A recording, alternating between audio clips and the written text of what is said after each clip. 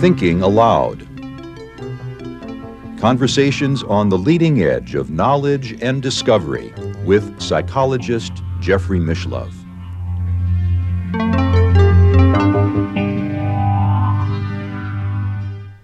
Hello, I'm Jeffrey Mishlove, and today I'd like to talk about the space-time matrix. I'm actually very excited about it right now because I've just been reading an unpublished manuscript written by one of the former New Thinking Aloud guests, James P. Driscoll, who incidentally was my college roommate when I was an undergraduate at the University of Wisconsin at Madison back in 1969.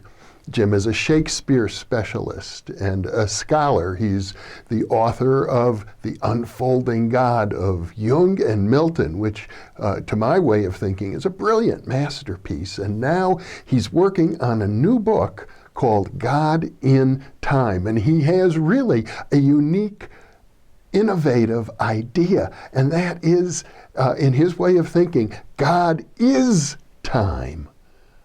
I don't believe anybody else has proposed that idea before, but of course I'd be happy to learn if that's the case, and I'm sure he would too. I would go a step further. I would say this: God is the space-time matrix.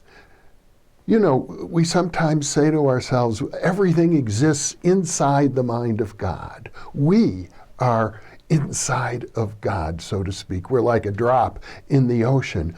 Well, let's take that literally. What are we inside of? We are inside of time, and we are inside of space.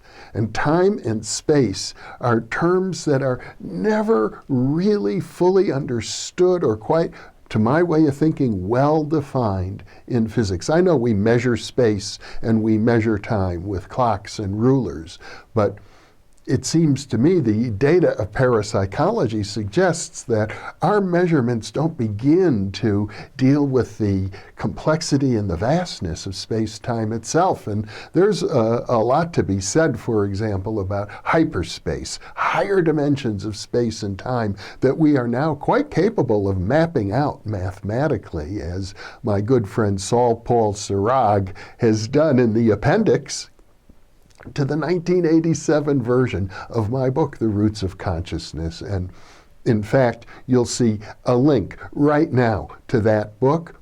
And I'm going to be, if you look at the upper right of your screen, I'm going to link to one of the earlier New Thinking Aloud interviews with Jim Driscoll as well on the Godhead archetype.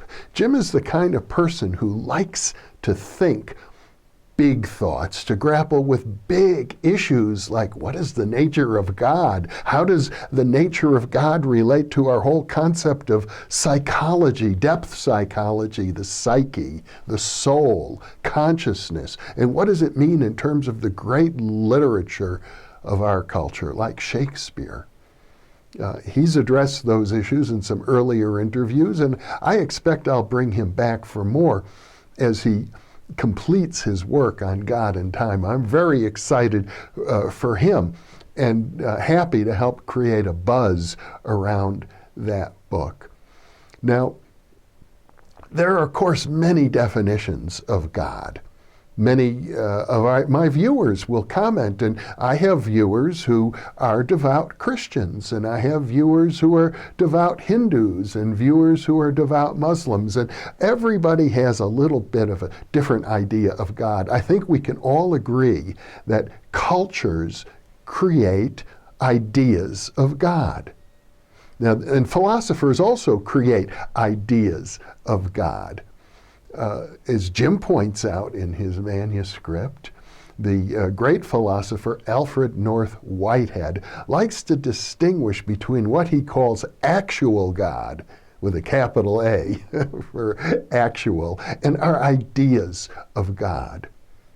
One can say, and I think it's pretty much agreed upon by all theologians, that our ideas of God never really quite are capable of grasping the actual God. But some say that God is immanent, that he exists within space and time and intervenes in history, like you might see in the Sistine Chapel, a bearded man pointing his finger and awakening life in Adam, the first man. Or others say God is transcendent. God exists completely outside of space and time.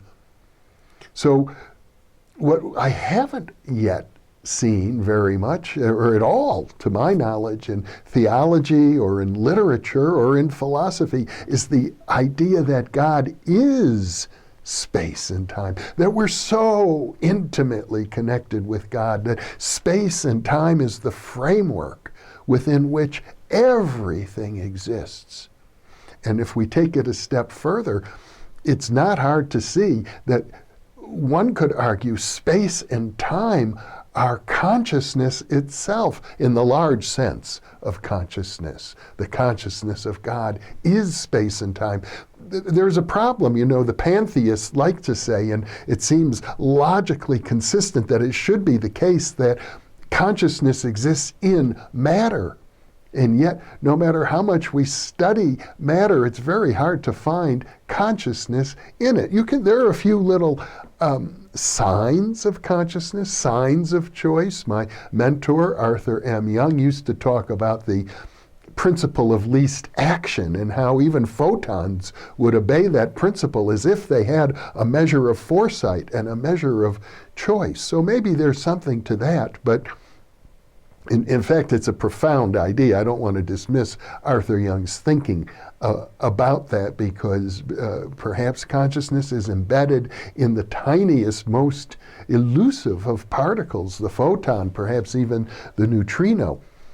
Others have argued differently, but perhaps what we don't understand about space and time is that space and time is conscious, the consciousness of God. And when the Advaita Vedantists say, as they do, that Atman, the deepest nature of our own consciousness, is equal to Brahman, the consciousness of the universe, and to some, Brahman is outside of time, transcendent. Only through the power of Shakti does Brahman get to enter into time and express itself that way. But in either case, Shiva, Brahman, are sometimes thought of as equivalent, in Shiva Shakti, the male and female principles of the divine, also somehow, like yin and yang, part of a greater whole.